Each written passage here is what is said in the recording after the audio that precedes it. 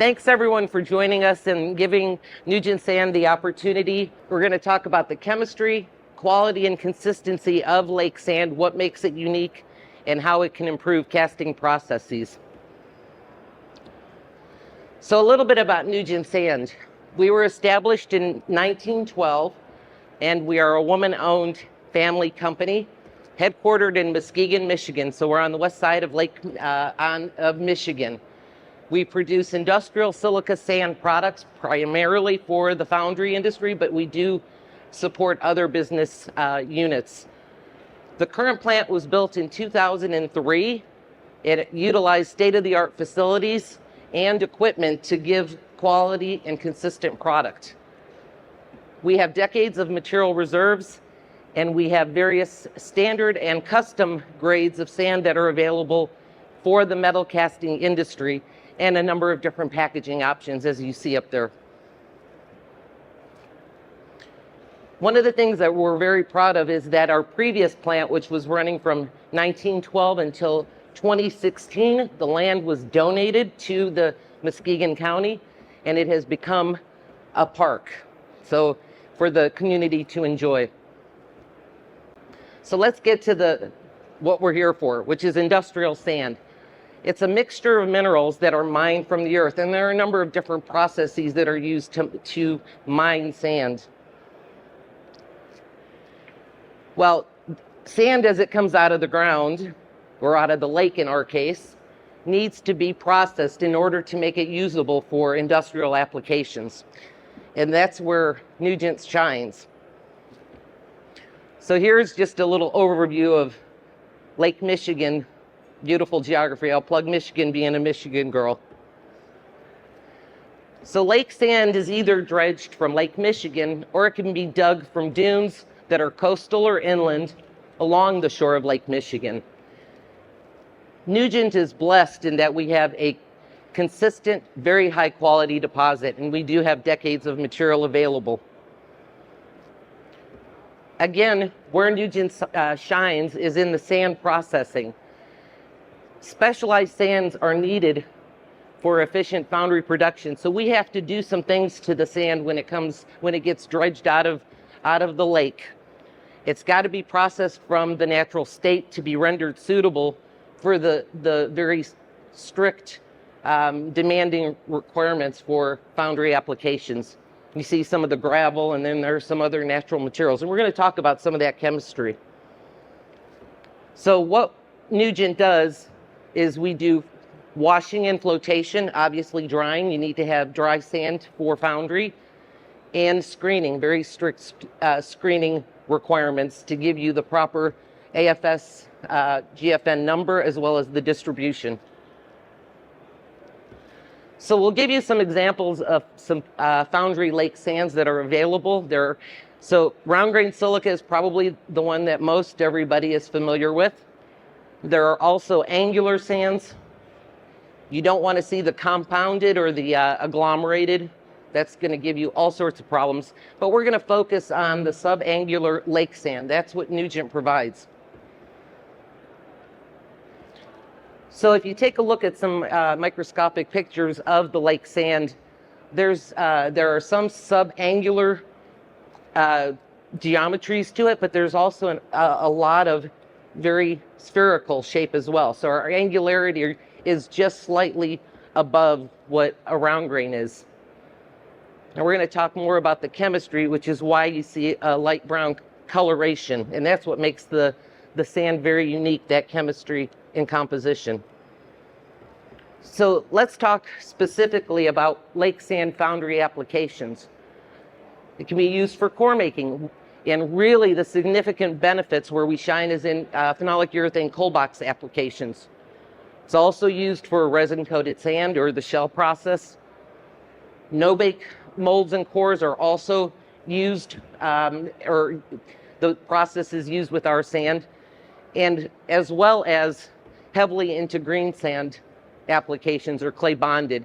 It's used as the new sand addition, and the core sand that breaks down can go into the molding sand base as well. All right, let's talk some specifics about lake sand. the quality and consistency. We're going to talk about grain shape, sizing and sieve distribution, pH and ADV, which are critical for some chemically bonded processes. So the grain shape effect on sand properties is that as you have greater surface angularity, you're going to have a greater surface area. Also, you're going to have a movement in terms of the density, which is mass per volume of sand. So sand packs tighter with increasing grain roundness. So as the surface angularity changes, you're going to get a slightly lower density. Now, what's critical about grain shape is that the advantage with the subangular sand is that you have the reduction of veining defects. So sand grains expand in volume when heated, silica, and I'll have some further slides further on that really demonstrate it, the differences. Intergranular bond fracture occurs at the mold metal interface because of that silica sand expansion, and that causes metal penetration veins on the core sand surface. So lake sand addresses that challenge.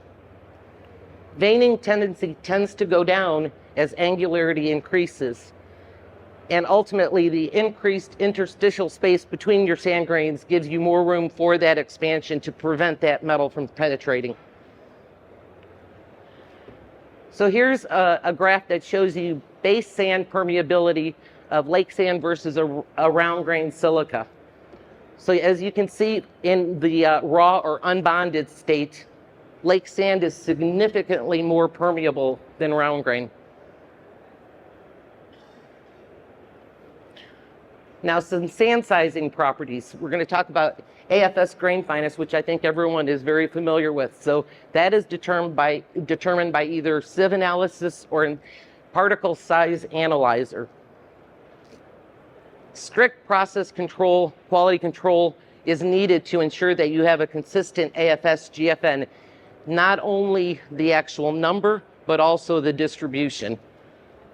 And that grain fineness difference will affect the mold and core making processes. So if your grain fineness number goes up and the sand is finer, you're going to have greater surface area, greater binder requirement, and you're going to see an impact on core and mold strengths.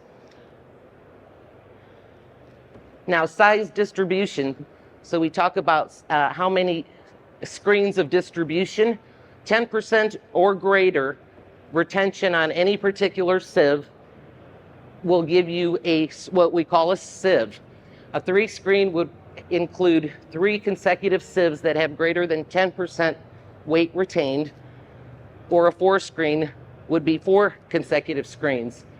So Nugent Sand offers 4-screen sands with industry-leading AFS GFN and sieve distribution control limits. We have the tightest in the industry.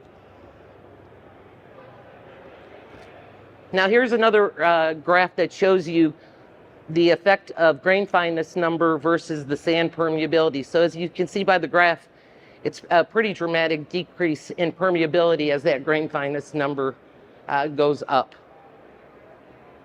So the finer the sand, the less the permeability. And that's really important when you see decomposition of your chemical binder during metal pouring. Let's talk a little bit about the properties of pH. So it's the measure of the basicity or acidity of water-soluble components that are on the sand. Now, some of the minerals that are on there are going to be water-soluble. They're going to affect the pH, so you're going to see a higher or a lower pH depending on what that mineral is. And remember from your chemistry classes, pH is logarithmic, so a movement of 1 is a magnitude of 10. pH of 7 or neutral is typical of a good quality lake sand. Can't say that for all the lake sands, but certainly Nugent's is a neutral sand. Now, the more important value is the acid demand value. This is the non-water soluble materials. And what that ADV or acid demand value does is it measures the amount of acid soluble reactive basic material that's remaining on the sand. Many basic materials are not water soluble, and they can't be measured by pH testing. That's why we have to do ADV testing. These minerals are acid soluble and reactive. Well, why is ADV important? Well, a high ADV equals a high amount of basic material on the sand, and it's going to have an impact on the performance of chemical binders. So systems like phenolic urethane, which are amine catalyzed or base catalyzed, you're going to promote reaction before gassing, or it'll run quicker, you'll have a shorter work time, or you'll reduce the bench life. With acid setting systems like furan binders, you're going to have those basic materials are going to hinder catalyzation, so it'll be a little bit slower. Or in some cases, maybe not at all. So sand ADV control is necessary for foundry processes. Nugent does flotation processing to remove any of those natural clays, calcium carbonates, and the fines, the feldspar fines, that are in the sand to be able to make it usable for a number of different applications. But feldspar is a good thing because we're going to talk more about feldspar. ADV less than 5 is acceptable for foundry applications, and we typically control to less than 3.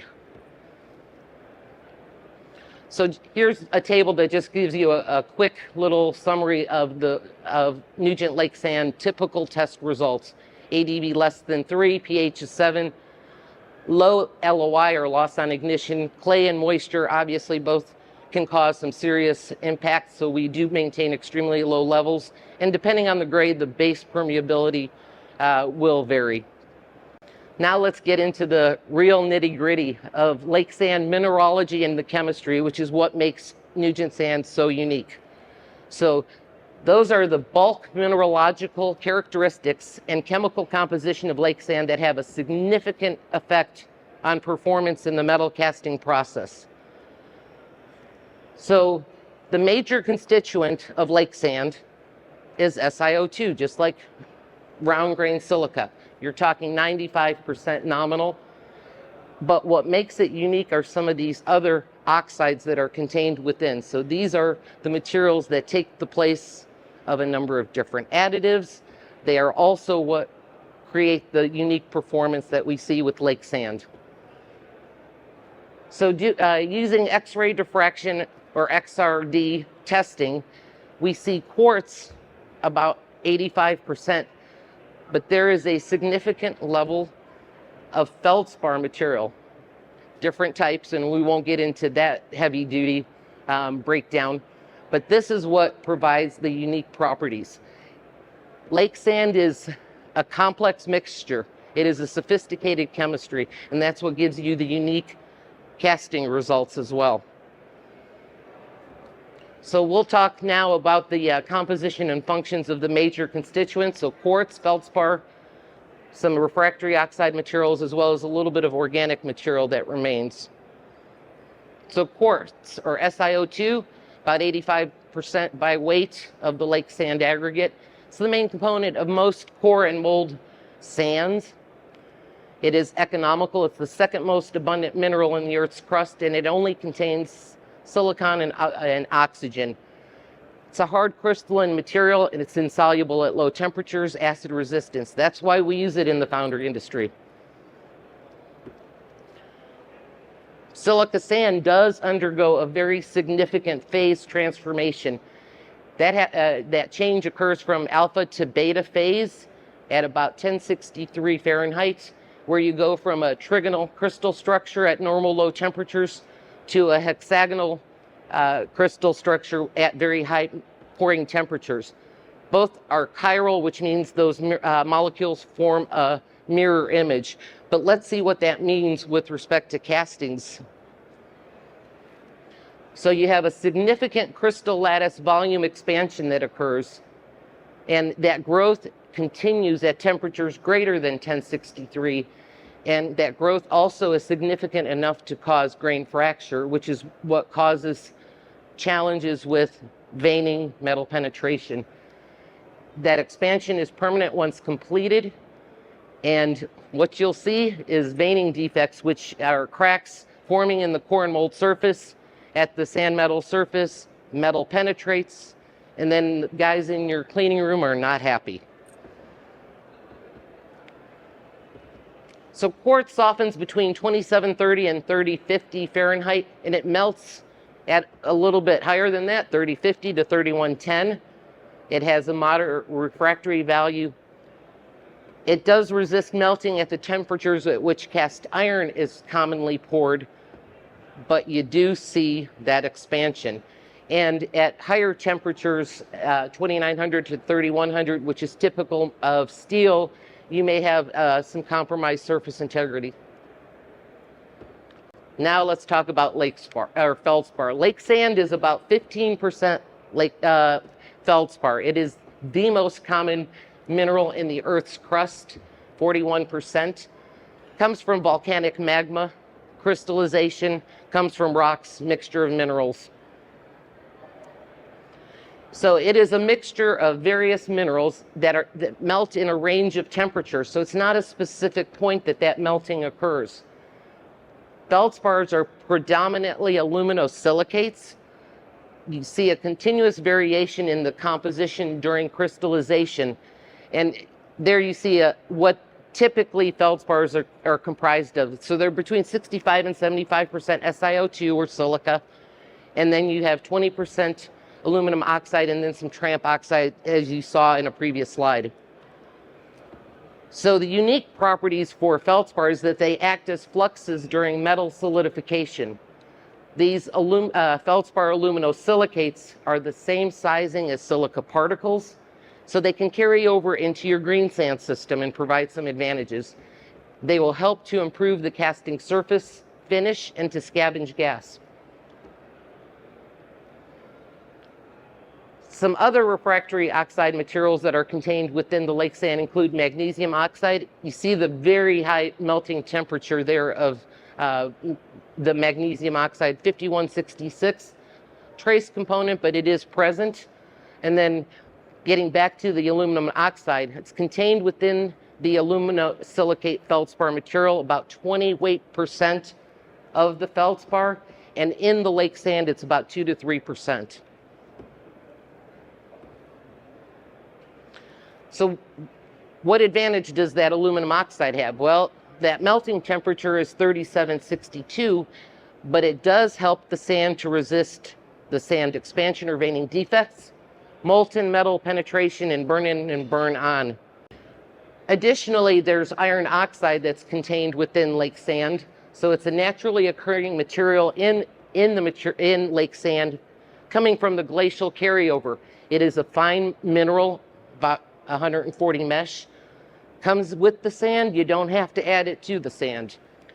Iron oxide can be free or it can be actually tied in or linked in with the feldspar. And there are different types of iron oxide. So the woosite or FeO, hematite, which is Fe2O3, which is the primary iron oxide component, and then black iron oxide or magnetite, Fe3O4. So iron oxide has a melting temperature, specifically the Fe2O3 of 2800 degrees. This helps to minimize surface oxidation and to use as an oxygen scavenger. Metal penetration defects and gas defects as a carbon monoxide scavenger. And again, there's a beneficial carryover into the green sand system. Organic material also has some trace, about 0.1 to 0.3%, carries over. And this organic material will act as a loam during your casting process. What does that do? It cushions the sand expansion during heating by contact with the molten metal, both at the mold metal interface as well as the metal and core interface, so your internal and external passages. What else does it do? Well, it reduces metal penetration defects because it reduces the expansion crack formation at that mold metal interface. So let's see what lake sand expansion looks like. Here's a graph that actually shows you the curve of what happens during typical pouring temperatures of iron. So you have gray iron and ductile iron. The pouring ranges you see at the bottom are nominally between 2048 to 2150, depending which metal you're pouring. And what you see there at that 1063, at that peak expansion, where you see the alpha to beta quartz transformation, you see that the feldspar is actually shrinking or contracting. So it's actually providing room for that metal so that you do not see those veining and penetration type defects.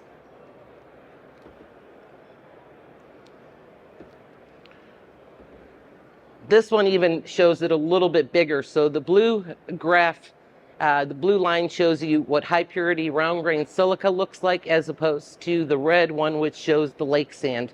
And at that pouring temperature of irons, you actually see a contraction. This is what makes lake sand unique. Another graph here that demonstrates the difference in surface viscosity at the various temperatures. Lake sand is in the red, and then a number of different silica samples that were used. So the fluxing of the feldspar lower the center temperature of lake sand. This forms a fused skin at the mold metal interface, inhibiting iron penetration into the sand face and gas flow into the metal. And this testing was actually conducted at an independent university. And again, another graph that demonstrates that process for gray iron. So the previous one was both. Now let's show some pictures. So here we have some actual casting results where you see a subangular, so our lake sand with no additive, no coating, 65 grain fineness, versus a round grain silica, again, no additive, no coating, and the difference in the amount of veining that's seen. It's pretty significant.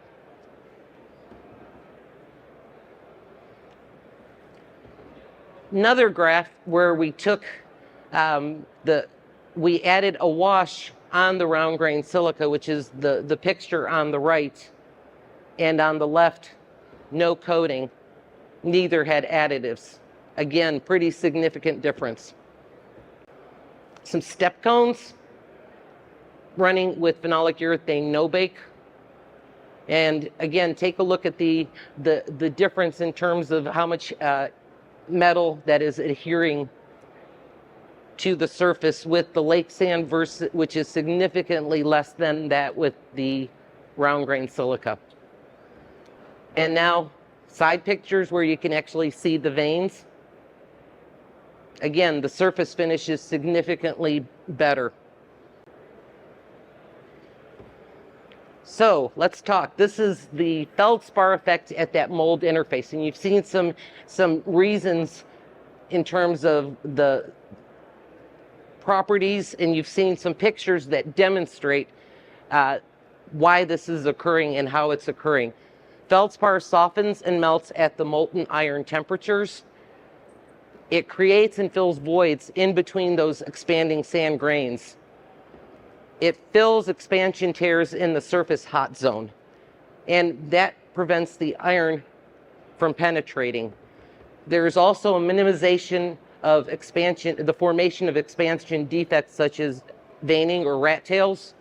Feldspar keeps metal from penetrating the sand at high temperature. It minimizes the burn-in and burn-on sand defects, which improves the overall surface finish. Additionally, it traps gases evolved from combusted resins and organic molding components. Now, the high mineral content of lake sand allows for excellent resistance to veining, metal penetration, and gas evolution.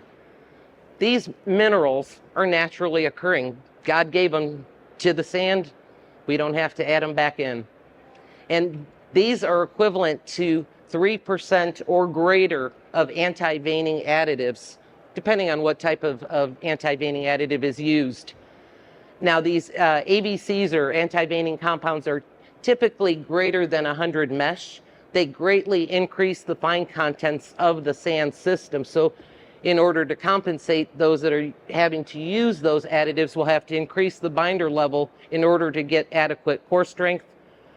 And what happens is when the cores break down, they go into the green sand system, and they're likely to get sucked up by dust collection, because the materials that are contained within lake sand, they stay. They don't get pulled off. They're greater than 140. Lake sand minerals that reduce veining are the same size distribution as your silica grains. They fully carry over into the sand system when the cores break down. They can act as a green sand additive to greatly improve the surface finish of the casting. You get reduced resin usage compared to round grain silica with additives. And also you'll see reduced gas defects due to the lower resin content. We tried to burn through that quickly, so hopefully there's some time to answer some questions. Yes? Thank you for sharing that. So, but my question is how we can control the quality for the incoming sand? Yes. And how can it be controlled? So the first step is that our processing does the quality control. Then we ensure that we put good, consistent quality material into the rail car, into the truck to send it to you. We will send a certificate of analysis with that shipment, and then we will try to help you to understand the importance of maintaining that same quality of what we put in on your end. So, ensuring that you have a good quality supplier. So, I mean, it's whether it's pH, whether it's ADV, whether it is the sieve distribution, to make sure that it's tight. Again, we have very, very tight. I see some customers sitting within here, and we keep retains for 6 months.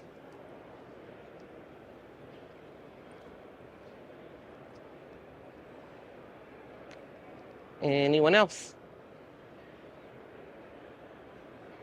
Well, thank you, folks, and thank you for giving up part of your lunchtime. Yeah. You did well. Yeah. Thank you. Fantastic.